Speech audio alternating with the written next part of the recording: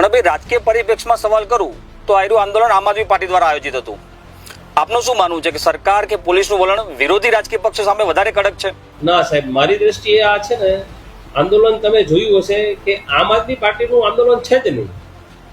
આમાં તો એવું છે કે ખેડૂતોનું આંદોલન હતું અને એમાં ખેડૂતોએ આમ આદમી પાર્ટી ઉપર વિશ્વાસ દેખાડી અને આમ આદમી પાર્ટીના ખેડૂતના નેતા કે જે ખેડૂતના મસીહા કહેવાય છે એવા રાજુભાઈ કરપડાને ઇન્વાઇટ કર્યા કે સાહેબ અમને આ પ્રશ્ન છે, આનું તમે સોલ્યુશન આપો.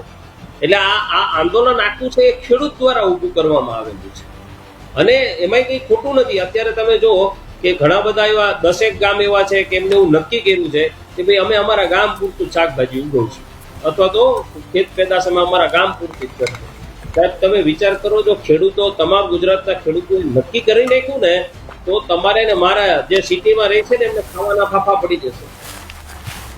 એટલે આ ખેડૂતોનું આંદોલન હતું અને હું તો એમ કહું છું ભાઈ રાજુભાઈ કરપડા ઉપર તમે સેક્શન નાખી, 307 જેવી, પ્રવીણ રામ ઉપર નાખી, રાજુ બોરખતરે ઉપર નાખી, આવા અમારા 3-4 લીડર છે કે 5 લીડર છે કે 10 લીડર છે એના ઉપર નાખી, વાંધો નહીં, નાખી દો. તમારે રાજકીય કિન્નાખોરી રાખવી હોય તો રાખો, પણ એટલીસ્ટ આ ખેડૂતોને તો બિચારાને છોડી દો. તમે ખેડૂતોનો શું વાંક છે એમાં?